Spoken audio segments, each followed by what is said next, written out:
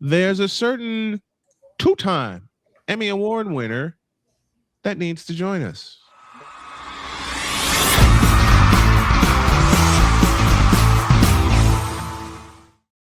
Hi, everybody. Hi, Pizzle. How are you? Hey, what's going on? It's good to see you guys both. Wow, it's. I guess it's off season, but not really, right? Like, always stuff going on. Always stuff going on in NFL, right? How are you, Deb? Great to see you. I'm good. It's so good to see you guys. Sorry, I'm still asleep a little bit here. I don't know why. I stayed up late. Mourning the Phillies and the Flyers loss. You don't have to explain twice. Mm-hmm. You know, I have faith. I'm in both. I've got my. You already Flyers. Know. You already know the ridiculous hours that I keep here in this office. Got my Phillies. There you go. There we go. Love that. Still have hope. Love that. Okay. Let's talk Rams and let's talk Eagles. You were in the war room. I was. Well, I was. I was in the building. Let's say. Oh. I was in the war room building. Yes. What was that like? It was so much fun. That was my first time covering a draft and actually being close to a war room. I was in the media room, which was downstairs from where the war room was taking place. So the entire staff was actually as I was sitting there, towards the right. It was actually a really small building, to be honest. Yeah. So it was interesting. I was, one of in media. There was probably at one point there was about 30 people there. Mm-hmm. But that was when Ty Simpson was coming in for his press conference. Cannoli agrees. Cannoli says hi. Hi, Cannoli. Hey. You mentioned Ty Simpson and Cannoli makes an appearance. Yep, there we go. Both youngins, right? Yep, absolutely. So, it was an amazing experience to have, Sean McVay and Les Snead sitting there right in front of you talking about the picks that they just made. Mm-hmm. Watch the communication department does a great job, and they had on TV in there. We all were watching, and I actually found out about the Ty Simpson pick about 5 minutes before it actually happened. Wow! So that was cool to be like on the inside there. So that was pretty neat. It was an interesting thing too, because we all know what happened with McVay, and people thought he was pissed off that they took Ty in the first round, and we didn't need a quarterback. We have Matthew Stafford. We almost made the Super Bowl. We're making a Super Bowl push this year for sure. Why would you pick a quarterback in the first round? Why would you waste that pick? Mm-hmm. And obviously everyone thought from his body language, he was really upset. And he debunked that the very next day. Like, he walked into the media room and was like, do I seem angry? Like he away. And I wish I had the video because I have it on my phone. I could have sent it to you. But we were all just laughing because it was obviously, he's like, I didn't know. He's like, I had no idea. He was like, something else had happened that he was upset about. So it happened right before that press conference, and he walked in and it was not about Ty at all. And everyone, that thing blew up. Like, even I was like, guys, it wasn't, I think people edited it like it was worse than it was. Granted, there was definite tension. All of us were kind of like, okay, what is going on? Because that's not McVay. He's very, exciting and always has such a great energy. And he definitely, something was off, but none of us could figure out what it was. You know what I mean? Like him. So, but yeah, it wasn't as bad as everybody was making it out to be. And then I saw reels that people were editing things out of context completely. And finally I got on. I was like, guys, this is not what happened. Like, I was in the room. I was literally sitting in front of them. Like, I was first row. I heard it. So yeah, and everyone knows, come on, guys, a head coach and a GM, they're going to be on the same page. Yep. And then it came out days later that, McVay had talked to Ty prior even to the draft. Like, but Ty had to keep that under wraps, obviously. So yeah, it was just so blown out of proportion. And that was the first time I've been involved in something that I was there and it grew went viral and grew like wildfire. And I was like, wow, I'm part of this moment. This is pretty cool. I'm right there. So I think the other time was when they fired Cardi. Also, I kind of got that breaking news as well because I was there that day that they announced that at the Rams too. So it's cool to be there too, to be like, I'm one of the first people to hear this, because obviously their special teams was an issue last season. So yeah, and Canoli is there too. Now, in your opinion, why did they pick Ty Simpson? I mean, I think because Matthew Stafford, I personally think, Matthew can stay as long as he wants, and McVay said it, and McVay stressed this is Matthew's team. He said it probably 20 times. He's going to be his predecessor. Let's be honest, and get him in there now.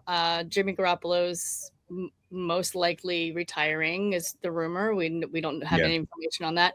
McVay also said the possibility that Jimmy could come back too. Like they left the door very wide open. Also hearing rumors if Aaron Rodgers doesn't go back to Pittsburgh, Jimmy might be going to Pittsburgh. So who knows? No one knows anything, right? Right. Yeah, I think they need a quarterback at some point soon. Right now they have Stetson Bennett, good quarterback, 2-time Natty champion. He'll compete with Ty, for the number 2 spot. I think it'll be a great competition. Yeah, they needed a quarterback. Let's be honest. Matthew's getting older. Matthew had back problems all the last season during training camp. Yeah, obviously MVP season. I don't think I'm glad it happened, obviously, like Matthew's MVP season, you know what I mean? But he's not young, you know what I mean? And yeah, he's probably got a lot of football left in him, but I don't know if they would have won the Super Bowl this year, would Matthew be back? I don't think so. I think he would have. No. I think he would have ridden off into the sunset, and he's going to be 39 this year. It's going to be 30.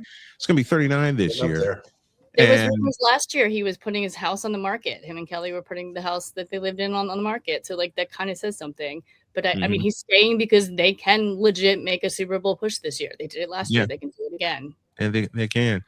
Deb and I talked all through the season last year. Pizzle World Shotgun with this. The NFC West. Seattle's the champs, and to be the champs, you got to unseat the champs. The same 3 teams that made the playoffs last year could very well do it again this year. Absolutely, 100%. They could very well do it again this year. It's just going to probably will. Yeah, it probably will. It's just going to depend on who gets the number 1 seed. Does it go through Seattle? Does it go through Los Angeles? Does it go through Santa Clara? All 3 teams legitimately can compete for the number 1 seed this year. And what makes San Francisco such an underrated threat, they got as far as they did without several major pieces last year. Absolutely. Those injuries just kept you guys. I'm scared of the 49ers, to be honest. I'm more scared of the 49ers healthy than I am Seattle. Yeah. And that's Super Bowl champions right now. Look, Seattle's the world champions, but I've had a couple of Seahawks talk to me, and they said, "You guys are healthy. I'm scared." This is coming from a couple of Seahawks fans because Seattle beat us in Santa Clara 13-3. McCaffrey had a key fumble in that game, but there were several pieces missing, including I believe Trent Williams was missing in that game, and we just couldn't get our offense going. But the fact, and I'm not glazing here, I'm just looking at the facts. The fact that San Francisco, with all the injuries to Fred Warner, Nick Bosa, George Kittle, Brock Purdy was out for a while, Ricky Pearsall was out for a while, and they still go 12-5.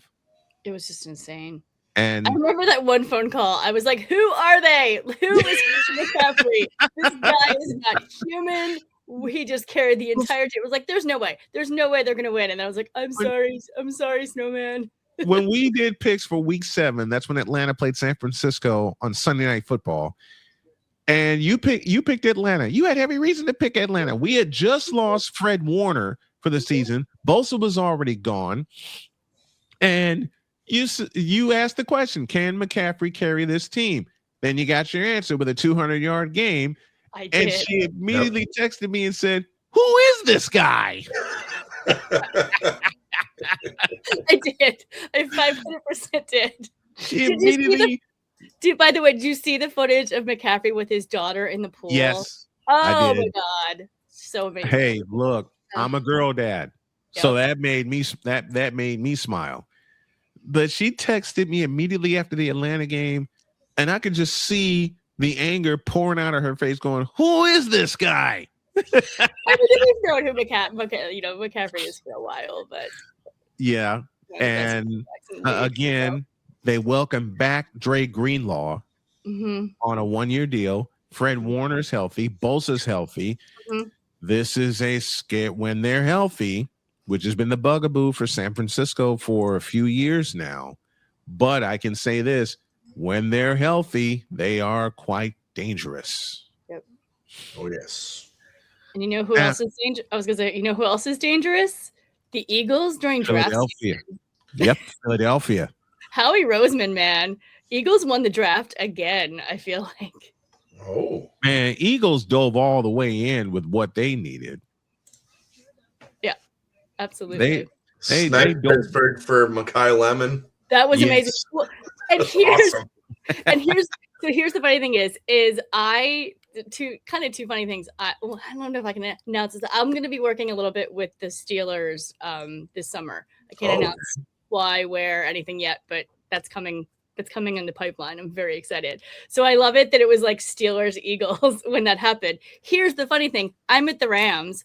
I'm texting with Chet Lemon, who is Chet Lemon Jr., Chet Lemon, Detroit Tigers, MLB. May he rest in peace. I'm texting with Chet and not even thinking, like we're talking about other stuff. Like we're talking about Rams and I'm focused on Rams because I'm there. And he's like, yeah, he's like, so glad you guys got my cousin.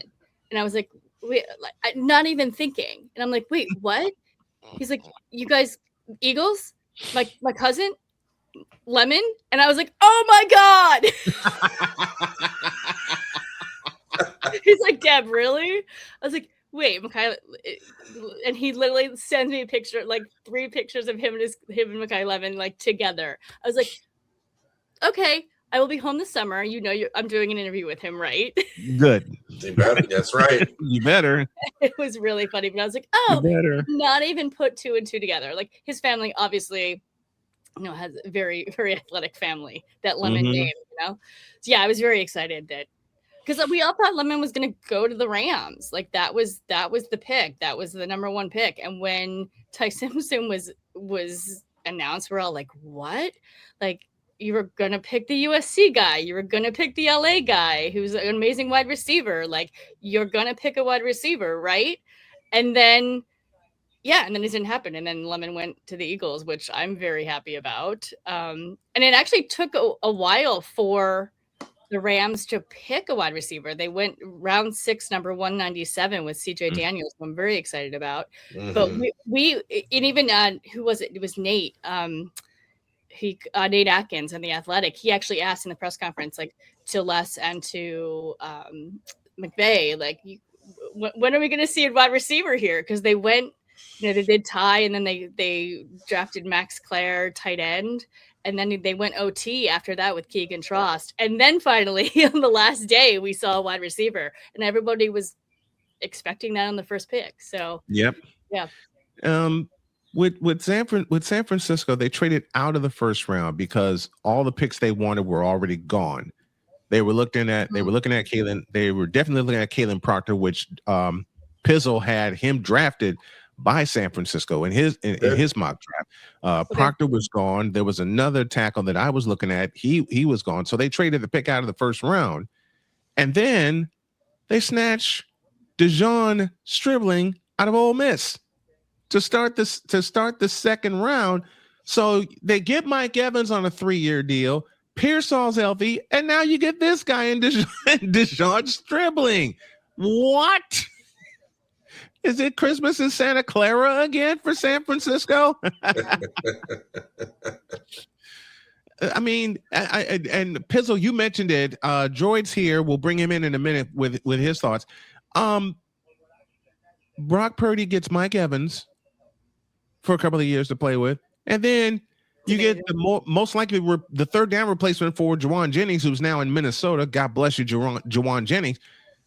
Then you get Deshaun Stribling, who can be that third down receiver. If you watched the playoff this past year, besides the running back, who'd they trust?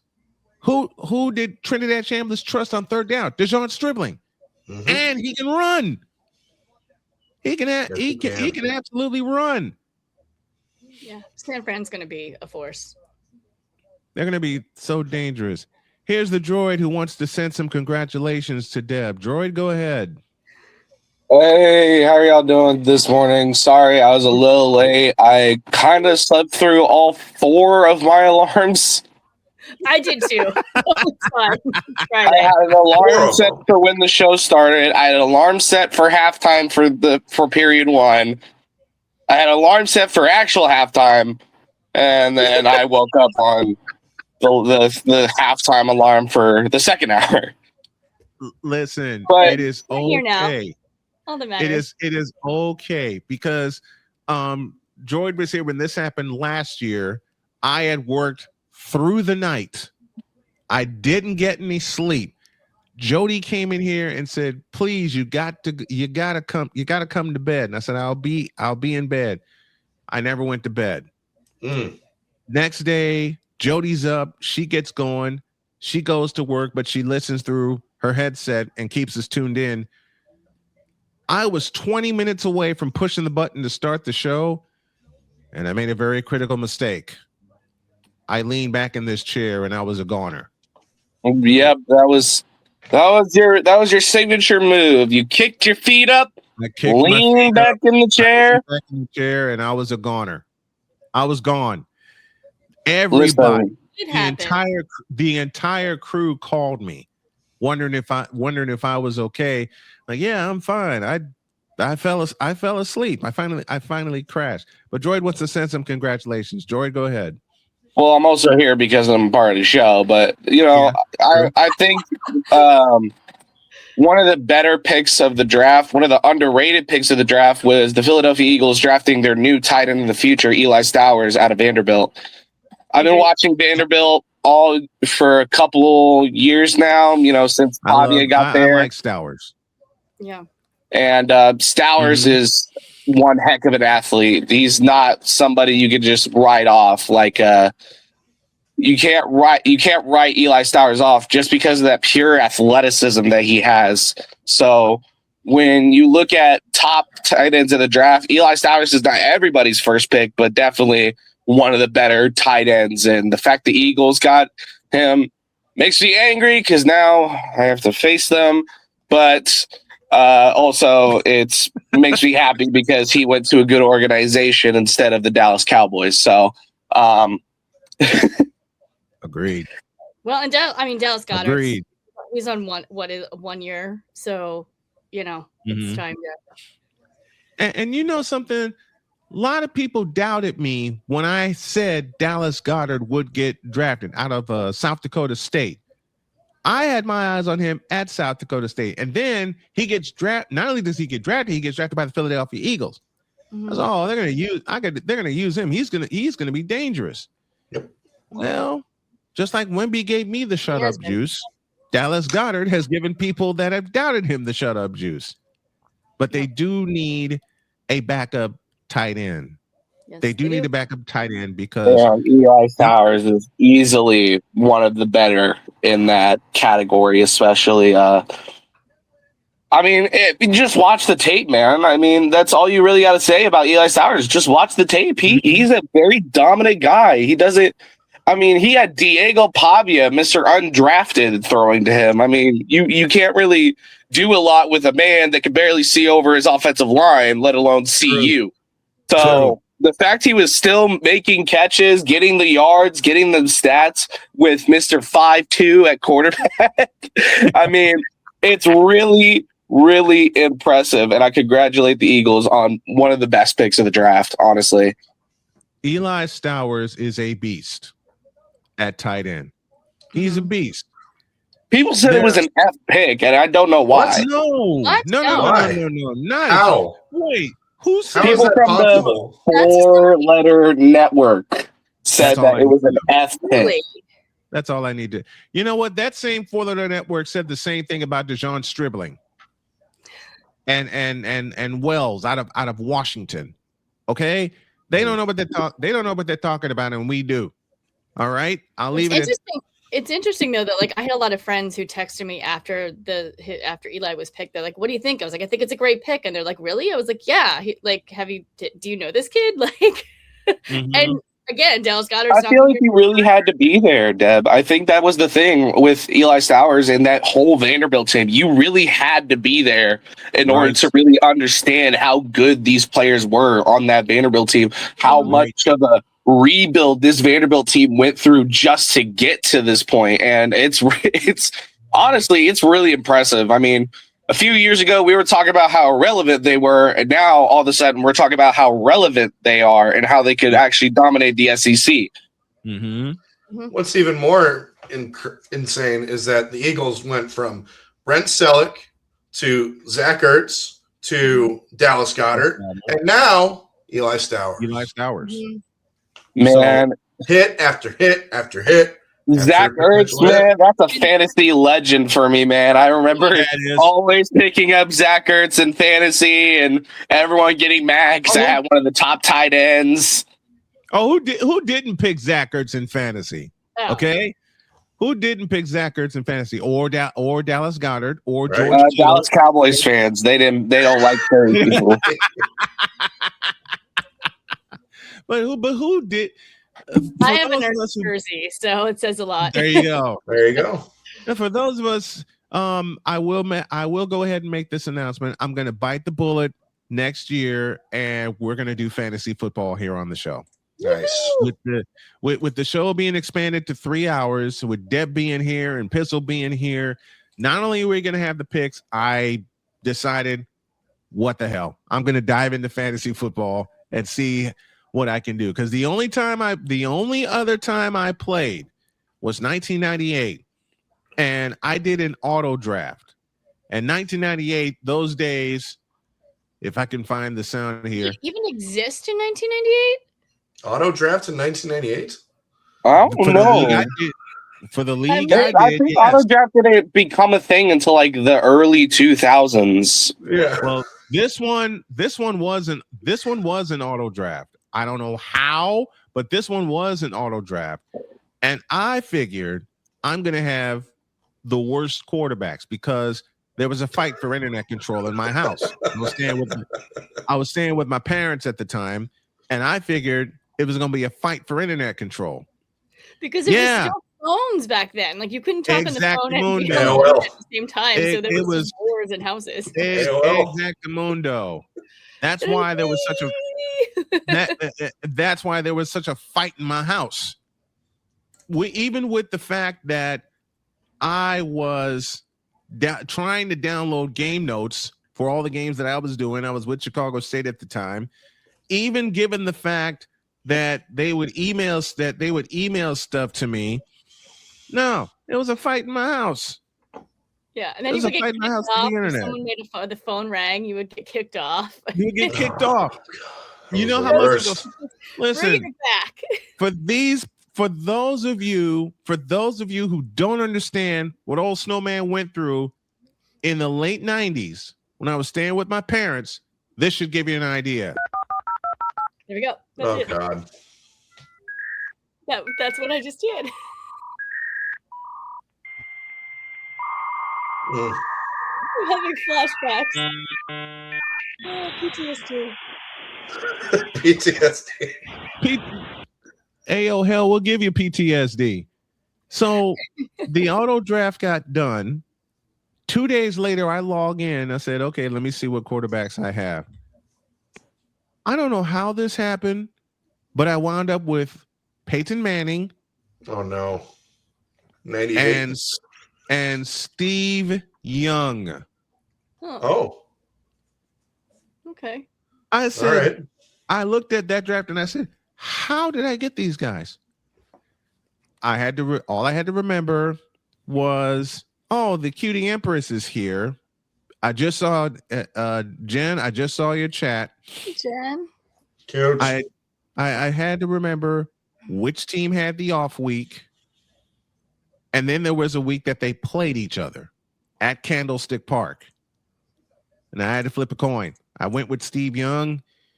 He basically won me that league. You won? I won. I don't know how, but Do you know how often people win when they auto draft? It's like that was the luckiest draft. I took my title and went home. The fantasy league I do is with my gym. These people care more about Trader Joe's bags than they do football. They know nothing. And somehow I lose. You know what? It's like the March Madness brackets. You'll have like a little March Madness bracket pool, and then the person that knows nothing about college basketball ends up winning the whole thing. They know nothing. Like they can't even name players on the team. They just auto drafted and then they just let it go. And meanwhile, I actually know what I'm talking about, and I'm like, I come in like 12th. Like, right? It's not fair. And with Genevieve also is a perfect example because we included her in on the picks this past year, as you know, and she'll be back again. She says, I don't know nothing about football, which is a lie. Yeah. Because and I mean this very playfully, Jen, and I always say it and I always mean it very playfully. She says, I don't know anything about football, which is a lie because she whooped our ass in the picks this past year. My beautiful wife said basically, well, she's a Colts fan, but she walked in and she heard me say that, and she just goes, I don't know anything about football either. I turned and looked at her and I said, that's a lie. And she says, yeah, I live with a sports commentator. How can I not know stuff about football? Yeah.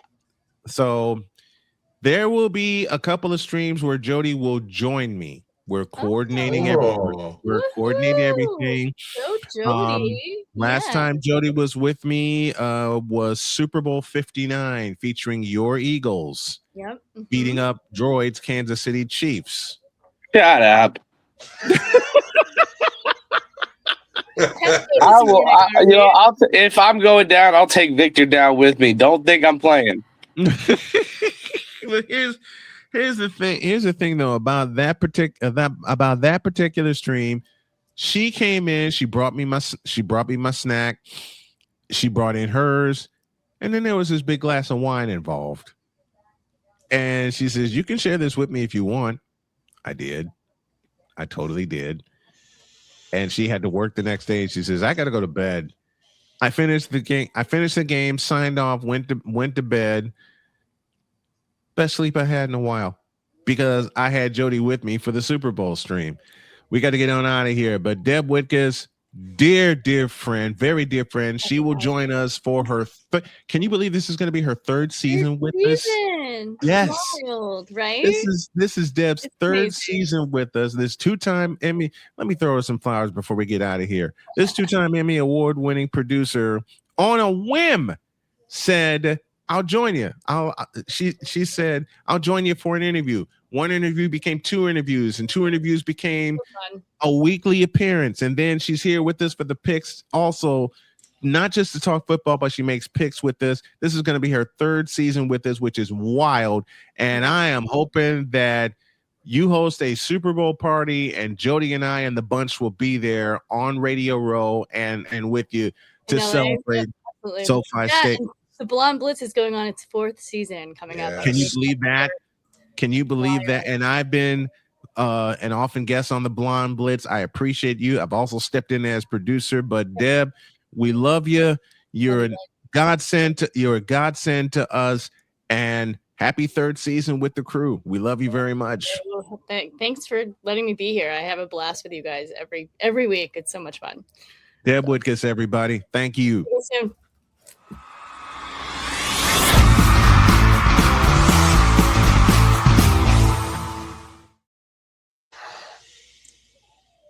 On schedule. We're getting out of here. Have a great weekend. God bless. Remember to make your next move your best move. And always remember, if your dreams don't scare you, they are simply not big enough. Dream big, Do bigger. We are. We hope y'all are too. Thank you, A Pizzle. Thank you, Joy. And thanks everybody in the chat that joined us. We'll see you Monday. So long, everybody.